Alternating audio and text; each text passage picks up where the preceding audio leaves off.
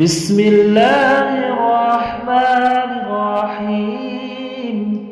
পরম করুণাময় অসীম দয়ালু আল্লাহর নামে শুরু করছি।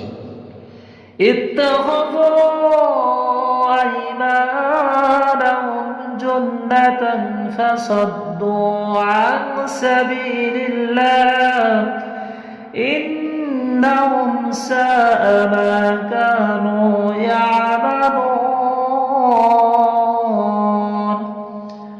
তারা নিজেদের শপথকে ঢাল হিসাবে ব্যবহার করে, অতঃপর তারা আল্লাহর পথ থেকে বিরত রাখে।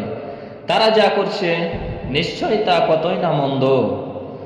যালিকা বিআন্নাহুম আমানু সুম্মা কাফারু ফাতুবিআ আলা কুলুবিহিম ফাহুম লা ইয়াফকাহুন।